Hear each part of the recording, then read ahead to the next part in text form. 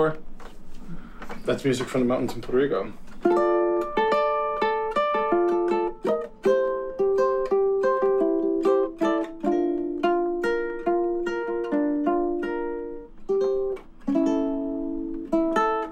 My name is Alfredo Omar Medina Padilla. I'm more commonly known here in North Carolina as Freddy Medina. I was born in Bayamón, Puerto Rico, but I was raised in Manatí. Well, I lived all over the island. To me, specifically, Boricua is something that you live every day. It's the pride for your flag, for your people, and respect for your culture. I come from a family that was very patriotic in Puerto Rico. They wanted me to learn, specifically my grandpa, he wanted me to learn about the history of Puerto Rico, know what textbooks taught you, but what really happened.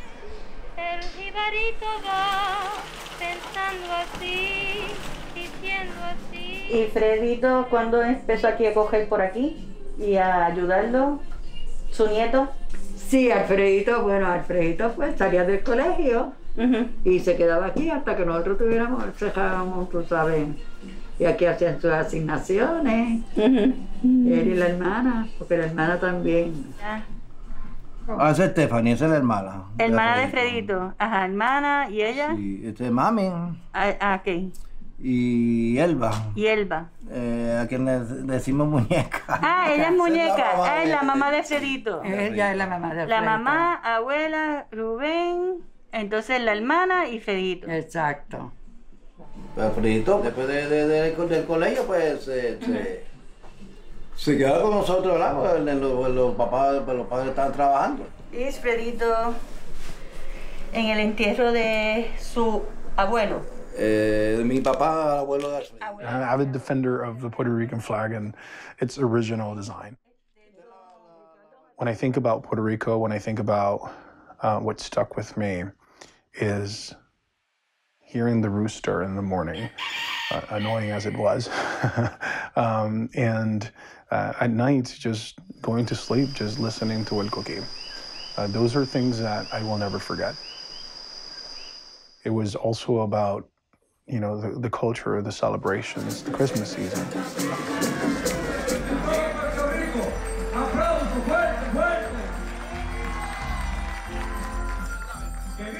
Although there's more people here in the United States that from Puerto Rico, the Puerto Rican diaspora is larger than the Puerto Ricans in the island, I think our growth is going to be subject to creating cultural recognition and representation within our communities. Having representation is very empowering. Not having that here was a bit of a sad cultural shock, to be honest with you. It's hard. It's hard to take a jibarito out of the island.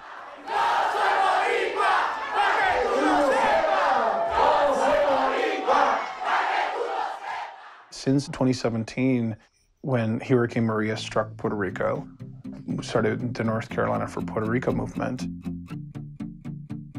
We created a Facebook page, and overnight it just grew. What's most important about this is that this is a community movement.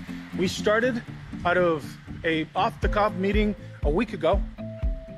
Monday we had a logo, we had a Facebook page, we set up our Twitter accounts, we set up our Instagram accounts, we made flyers, and all of a sudden we even had, you know, people that design clothing make shirts for us.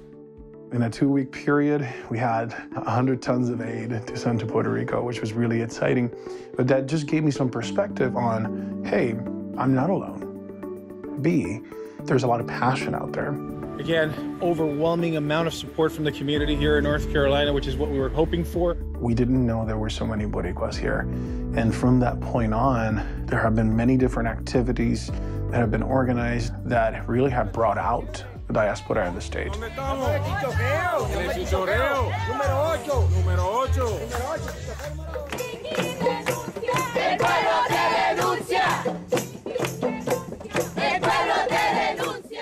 Juntos somos mejor. Y hoy te pedimos que te quedes en casa.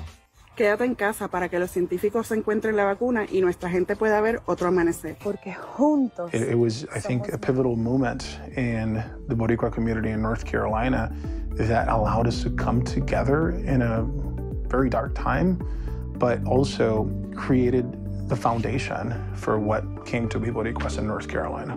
Hola mi gente, aquí estamos en el Chinchorreo número 1. Este fin de semana hay 2. Y hoy estamos aquí, Boricua MC.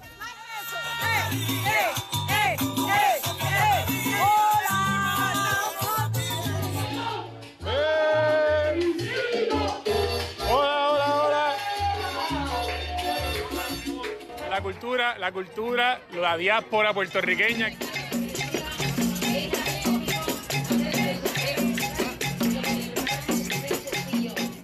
We took the group that we had turned into North Carolina for Puerto Rico, and we said, we're going to meet at this brewery. I remember it was Compass Rose Brewery. Exacto. Con más bacalaíto que la última vez. Ni el capurria de güeyes. Spanglish, the only food truck, Puerto Rican food truck here in Raleigh, was going to be there, and they're going to make bacalaitos, which was really exciting because we couldn't find bacalaitos anywhere here. And let's just meet there. And all of a sudden, hundreds of people showed up. And then we did it the next day, and 100 more showed up. And then 2 weeks later, we did it again twice, a Friday and a Saturday, and hundreds of people showed up. And it just kept growing. Yo soy Boricua, para que tú lo sepas. Séptimo, te deseamos mucha suerte. Gracias. Muchas gracias, mi gente, por vernos, por seguirnos. And by the end of the year, we had completed 10 events. We had properly served close to 15,000 people. I think that specifically to the diaspora in the United States, we are seeing this natural growth of cultural representation in businesses, whether it be food trucks or bakeries, even just restaurants in general. Para nosotros ha sido una bendición y un privilegio poder servir a la comunidad latina aquí en Fayetteville. Muchas de las personas hoy día están llegando a través del norte y del sur, se están mudando a Fayetteville. Y a través de la panadería aquí en Mayagüez y Sur pueden encontrar cositas que a nosotros los latinos nos gustan. ¡Qué rico! It was really exciting to see it all come together because it was very organic. Digan hola. Hola, hola, hola, hola. Ahí. So it just kept growing exponentially until 2020 when all of a sudden the world shut down and then we moved our operations online. Hola. Yo soy nacida en Caguas, criada en San Lorenzo, ahí tengo mis abuelitos. Hoy vamos a hablar de la vacuna del COVID y nuestros niños. Estamos hoy aquí en nuestro segundo foro sobre vacunación contra el COVID. So 2020 was different, but we stayed connected to our community. Our community kept growing even though we were in the middle of a pandemic. In March of 2021, we actually secured 300 to 500 vaccines for the Puerto Rican community, and we administered all of them. After that, we said, hey, now we're vaccinated, let's plan the next 2 Chinchorreos.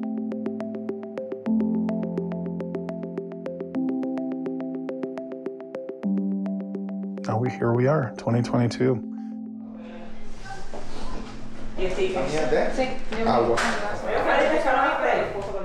Perfect. There's a crew coming from Tennessee. From Virginia. Yeah, we know the Virginia ones. Miami.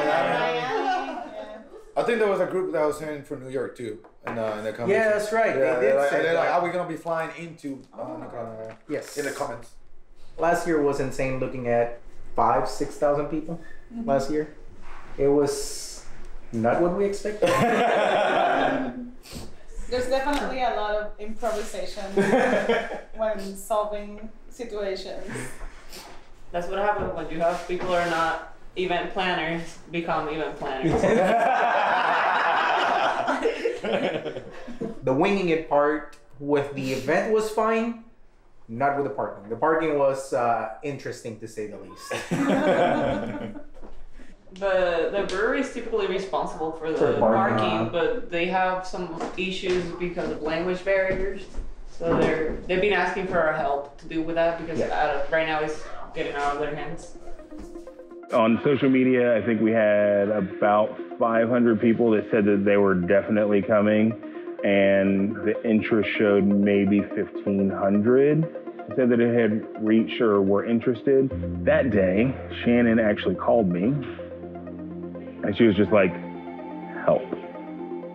and there was people everywhere. There were people everywhere. There are folks that are coming from as far as like New York, all the way to like Miami to this. There are cars parked all the way down to the Bojangles and then all the way down this way to the truck center. So it's like there's a solid mile of cars parked on both sides of the road. Ahí tiene que haber una persona, ya aquí donde dice no parking, a mano derecha. Una de las cosas que pasó el año pasado es que se me salían de allí y se parqueaban en el estacionamiento. We cannot have that, porque ese es el estacionamiento del cliente. Esto es un flow, es un flow. Pero quiero que sea un conveyor belt. La diferencia más grande es la descarga de los vendors. Porque el año pasado lo estábamos dejando que... Chinchorreo for us and the Chinchorreo Fest specific, for me it's just a way of me being able to help out our community. Y por aquí está la transición. So, ellos van a ver aquí la primera persona, eres vendor, ¿de qué grupo? Festivals have grown a lot. It just started as regular meetups and then eventually grew into 1,000 people, 2,000, 3,000, 4,000, and our last one was 8,000. Tomamos también roles y todos tomamos liderazgo en diferentes lugares que son como los puntos de fricción para que entonces no hayan problemas y se creen problemas más grandes. In order for us to do this in September, we've been figuring it out for 6 months. Que estén afuera, grupo 1, azul, toma. Entonces, que ya en el estacionamiento adentro, donde va a estar la... As much of a bummer as it is that we are no longer going to continue it, it's also, emotionally, it's a roller coaster. Physically, it's a relief. So, yo pienso que a las 7 de la mañana Target, y entonces podemos desayunar en el Airbnb, podemos estar ready, arrancamos para allá, bebemos café, llegamos allá, empezamos con el cero. So the way my contact list is head of the snake, Freddy. Music, Sergio. Vendors, too. Vendors and shit hits the fan, me first. Okay. HR, Carol. Administración.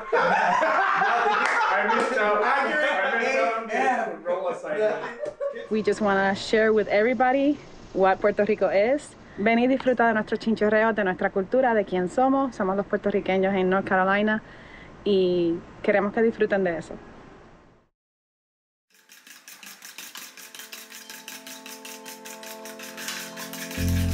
We woke up at 5 in the morning. We brewed a huge pot of coffee. And then we made, I think last time we made 48 eggs.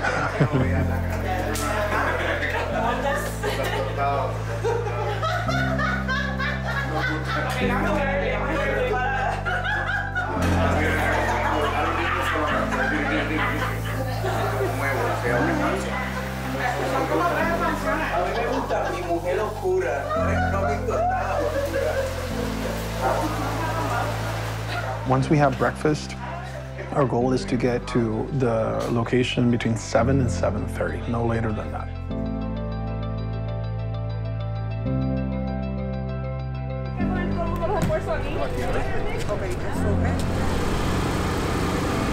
Le caution. Le caution. If you go left and you keep going straight. Once we get there, we start unpacking everything. We start preparing the flags. It would be easier if you put the rope inside, because then when the doors go up, the flags will hang down. How early do people usually get here? So first one's already here. The volunteers will start getting here, you know, as the day goes by. Sign up to volunteer. You volunteer? Yeah. ¿Cuál es tu nombre? Raquel. ¿Y cuál es tu nombre? Eric. Ellos le van a dar el badge que se van a poder volar en la fila para comer en cualquier de los food vendors. Okay. Y tienen $15 cada uno. Gracias. Así que guarden eso. So we're setting up the food trucks until 10 o'clock.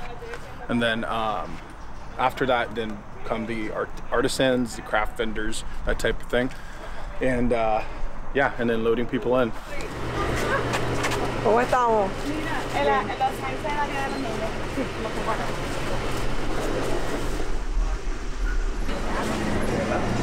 Everything's going fairly smooth. 27. 27, si en el piso está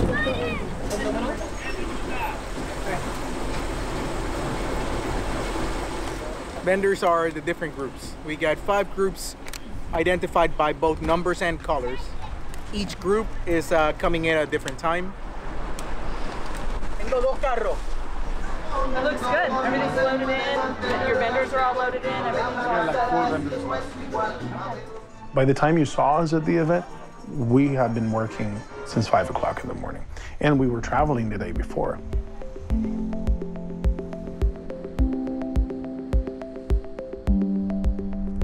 Boricua de corazón, papá de Ponce.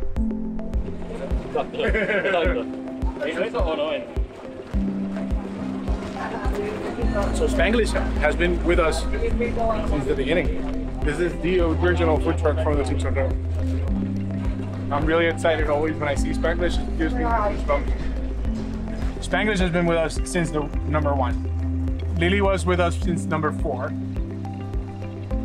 This guy has been with us since number 1 too. So that's it. This is our last Chinchorreo in Hope Mills. There's 12 food trucks, there's 16 food vendors, there's 47 vendors down there. And we usually loaded them up until 1 o'clock. It's 12 o'clock right now, and we're all set up, just waiting. So I'm really excited. We have an amazing team. We have a good plan. It's awesome. I'm so excited.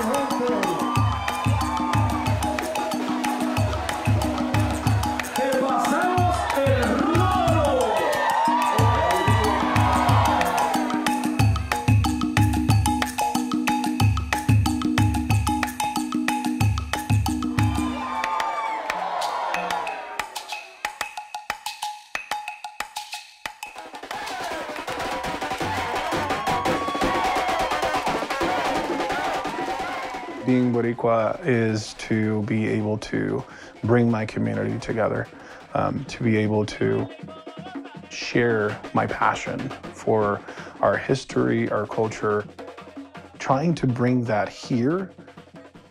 I think it was one of the things that I missed the most, and it's one of my greatest motivators to do what we've been able to do so far. Where are you all from? Are you from out of town? Where are you all from? We're from Clayton, North Carolina. Maunabo. Puerto Rico or no? Maunabo, Puerto Rico. De Texas. I'm really appreciative of the opportunity, getting able to show my art here to everyone, all the Boricuas. I'm from Atillo, Puerto Rico. Did you know that this was the last one in Hope Mills for now? I didn't know that, no. You didn't? Oh, that's amazing. I'm glad I came to the last one in Hope Mills. Disappointed with that. Yeah, it's a shame. But I'm sure somebody would probably take over. Qué pena. That's unfortunate because this is a great event. Me and my wife, we came last year. We really enjoyed it. We like the atmosphere that they have here. I don't want to do that. But try to pass the flag to somebody else. I will. I promise that. It's a good thing. I've known you for what, how many years now? A lot. 10 years. 10 years now. Viene por ahí. Viene por ahí. And out of the blue, he sees us and calls us out. That's right. That's what this is about. I love it. It's like we're in there in la calle San Sebastián. That's what it feels like. Right now we're looking at 2,500, maybe 3,000 people. I believe it. We're here in my little tiendita. If you're looking for me, if you can get in, because I heard it's a nightmare to get in here. If you're coming, I suggest you come maybe a little bit later at night. It takes about an hour to get into the festival right now.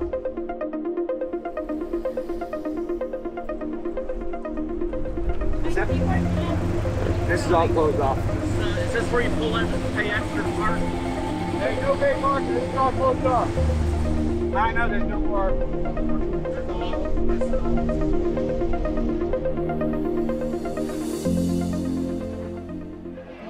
Corillo, repite conmigo. Naranja. Ahora ponlo todos juntos. Corillo de Orlando y Puerto Rico. Nos invitaron a Carolina del Norte y aquí nos vino mucha gente. ¡Corillo! Pero mira, gente, yo los exhorto a que cada uno de ustedes participe en su comunidad todos los días. Todos los días. Nosotros le llevamos metiendo bien duro por 4 años y estamos cansados. Pero hay un montón de gente aquí que le puede meter bien duro, así que si usted quiere aprender cómo hacerlo y cómo contratar a Julio de vez en cuando, no cuando él quiera. Así que, gente, miren, el Boricua Fest es el 22 de octubre, en el último chinchorreo de Boricua en North Carolina, Así que el 22 de octubre nos vamos al Boricua Fest en Concord. Y that's it. That's it. Vamos a tener fuegos artificiales en Sunset. That's it. ¡Ready, no te quites! ¡Ready, no te quites! ¡Ready, no te quites!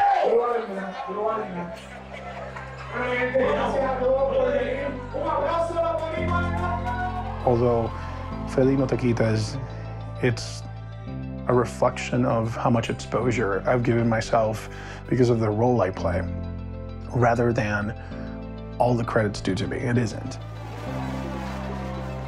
Let's reframe that to Boricua No Te Quites, because it's not about Freddy.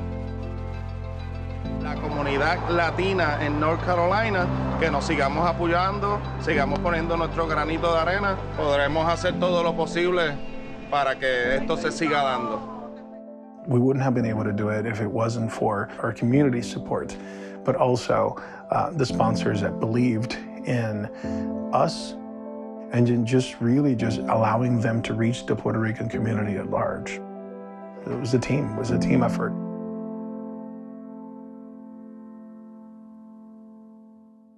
Bueno, estamos aquí sufriendo las consecuencias del chinchorreo, el cuerpo lo siente, la piel, estamos quemados, estamos el pelo a lo loco, tú sabes. Yeah, I don't think that we've given up on it completely, but I don't think that it's going to be possible. It's too much. It's a lot of work. It's a lot of work. Pre-event work, it's a lot. When did you start working? Freddy and Natalia do a lot of it, most of it. And, you know, when we started, you know, Alfredito was smaller, but now he's getting bigger, so they kind of want to have more family time. Mm-hmm. And I mean, it's life decisions. So we hope that this is not the end of the Chinchorreo. I mean, we hope that other Boricuas take lead on this. So we're recording for our last event. We've never done this before. We kind of did it at our house, but it's never like this. A lot of breweries and parks and all that, like their agenda is pretty full. So like if you don't reserve the date at the beginning of the year, you probably won't get a date for that year. So it's hectic. And it's a lot of stress because you have to find funding, you have to get sponsorships, and that's a lot of work. That's the hard part. So on this one we had like 10,000 people. That was a number given to us by the brewery. Last year we had, I think they said 7,000 to 8,000. 7 to 8. So with this one being the last, I think that is, with the home meals having 10,000, I think this one is going to be huge. La realidad es que no lo podíamos creer. A 10,000 personas, es bastante gente para un evento que fue promocionado por Boricuas en North Carolina. Y nos contaron que había un tráfico afuera del brewery y gente buscando estacionamientos. Vimos gente que ya habían ido a los chinchorreos anteriores, vimos caras nuevas también. People ask me, how do you do it? Because you claim it's not for profit, but you guys are not a non-profit. No, you're not a non-profit. And I said, well, I'm not a non-profit because I don't want to deal with a board. A board can slow us down. We've made so much progress because we have a close-knit group of friends and there's a collaborative environment. The way we did it is that we set it up as a for-profit. It's an LLC, so we have some legal covering behind us, where we separated our assets from the LLC's assets, and the LLC just runs the event. Now, what we make sure of is to spend all the money on the event so that it ends up at zero. And I think that that's what community builders lack, is just having people that support them, that have that knowledge. Providing those skills to whomever comes after us is going to be critical. I think for people it's hard to understand what are you going to do if you're not doing Chinchorreos. Because that's the only role. Someone asked me once, like, what do you do? Is this what you do for a living? It's like, no, this is not what I do for a living. Yeah, people don't know. I'm excited about what's the next chapter is going to look like for us. Well, Alfredito, when you think about...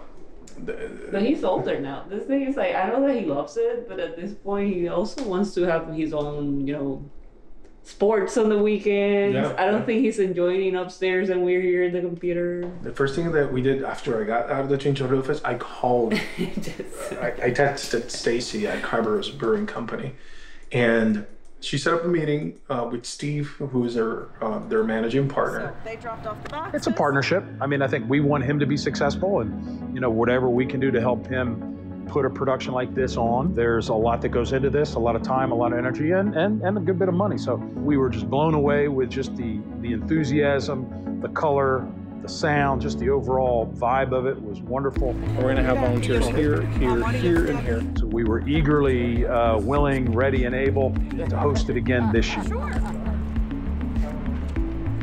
This is it, but we've done it 15 times. A lot of events like this will evolve over time. Sometimes they either die out, sometimes they evolve because they get too big. Original ones were not this complex. There are so many things to learn from this. There's really so many things to learn from this. We can believe it. I think we're gonna have one more. Yeah. I think we're gonna need tissues because we are all gonna be crying. Something that I hope people do is that they continue to celebrate their culture in their own spaces, because I think a lot of people, when they move out of their countries or their island, they try to adapt so much to the culture here. I hope that whenever we finish this, that people continue to do that in their own individual houses, homes, communities, with their friends. That they don't rely only on the Chinchorreos to celebrate their culture. But that people are okay getting together in a small place and putting money towards something if it's needed. I think it's just a matter of one person having the initiative, because you feel like you're not gonna be able to afford a big party. Sometimes people just don't do it. The Boricua Fest will be a fundraising platform for Puerto Rico after Hurricane Fiona. People during the event, they'll scan a QR code in one of our banners, and they can donate directly to one of the nonprofits in Puerto Rico. I'm looking forward to what's coming up next. I think it's going to be very exciting for our community. Hi, this is David Begno with CBS News. Leave me a message or send me a text message. I'll get back to you. So we texted David at 1 o'clock in the morning on Friday. He looks forward to seeing our video. I'm excited, David. I would love to see for you to watch it, and I would love to see your reaction. That would be phenomenal.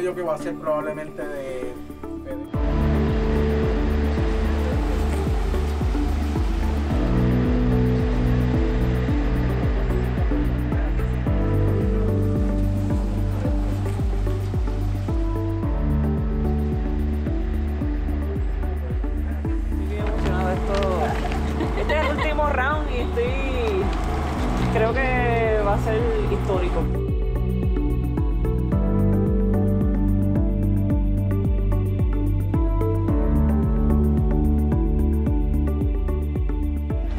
Estamos en el Aeropuerto Internacional de Orlando y vamos camino a Carolina del Norte al Boricua Fest. ¡Beba! Llegamos, Chinchorreos.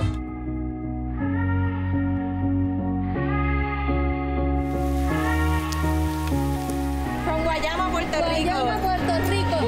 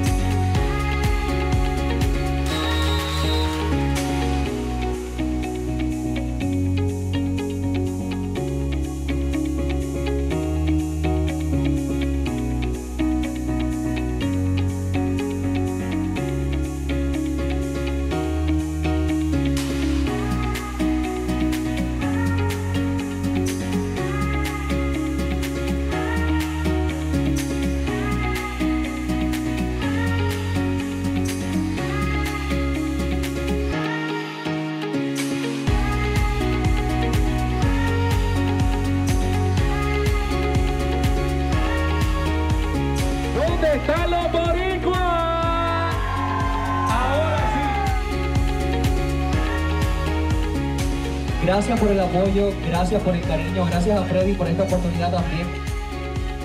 Repita conmigo, ¡lo loco! Ahora pongan juntos.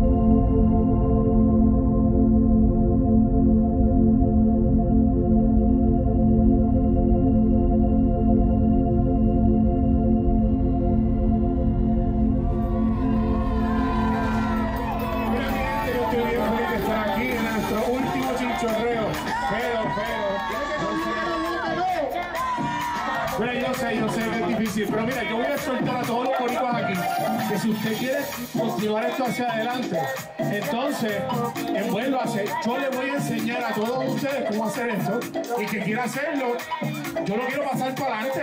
Así que si usted está allá afuera, mira, Boricua no te quites, no Freddy no te quites, Boricua no te quites. Así que mi gente, un aplauso para los boricuas en North Carolina. Oye, Sergio, yo le quiero dar las gracias. Yo le quiero dar las gracias a Sergio, nuestro maestro de ceremonia, por hacer todos los chinchorreos del 2021, todos los del 2022 y todo el trabajo de voluntario de la comunidad de Boricuas en North Carolina. Oye, mi gente, yo quiero un selfie con todos ustedes. Que vamos a sacar un selfie.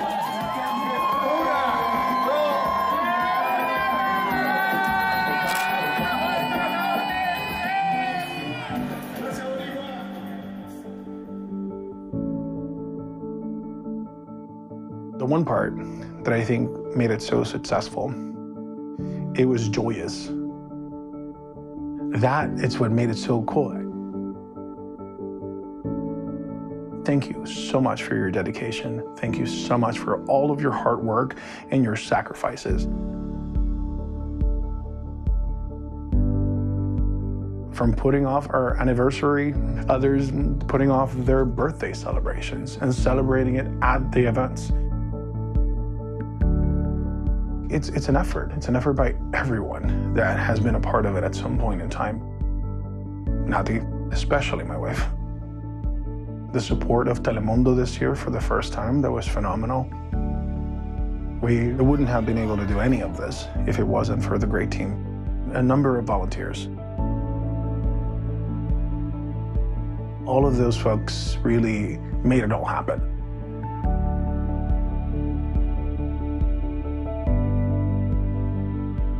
Gracias a Nati, a Freddy, a Sergio, a Genesis, al staff del Boricua Fest. Nos trataron increíble. Gracias por sus atenciones. Y que sigamos apoyando y siempre, no tan solo ir a disfrutar, sino también aportar. Empezamos nosotros bregando con Freddy en estos chinchorreos. Yo todavía tengo esperanza de que de verdad no sea, pero pues entiendo las razones. Me va a hacer falta, lo voy a extrañar. Se le agradece al Freddy y al equipo original. Estamos bien agradecidos que le haya traído esa cultura de nosotros de Puerto Rico a Fayetteville y a este lugar, que no había nada realmente de eso. I just look back and say we've done a lot in a short period of time, and there's so much more to do. So much more to do. I really hope that the North Carolina for Puerto Rico movement, the Boricuas in North Carolina movement, continues. There's a strong foundation now built. It would be of disservice to our community and our culture if it stopped here. I just really hope that we bring as much joy and emotion and happiness as we can to the community. Cuando vean este documental y cuando pasen los años, digan como que, oh, yo fui a Chinchorreo. Ya, yo me acuerdo de eso, que sea memorable. I want to thank everyone, our community, our supporters, our sponsors, the volunteers, and the staff of Boricuas in North Carolina. You've helped us write the history of the Puerto Rican diaspora here in the state. And we wouldn't have made that happen without you. Thank you so much.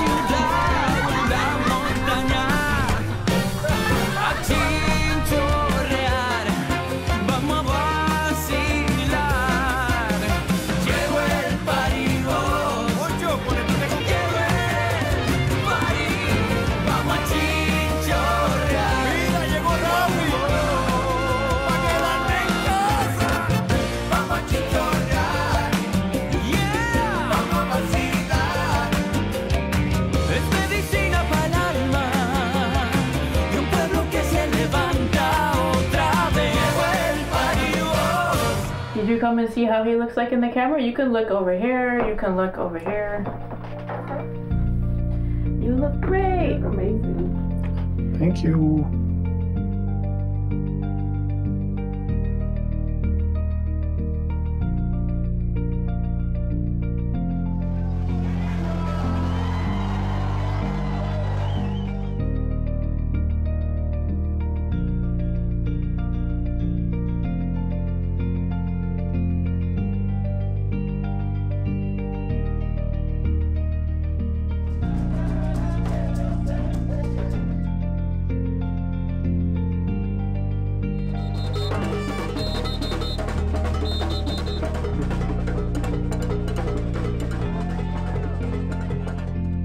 Acá desde Orlando le enviamos un beso grande a toda esa gente de North Carolina. Mira, ¡mua! Nos vemos después.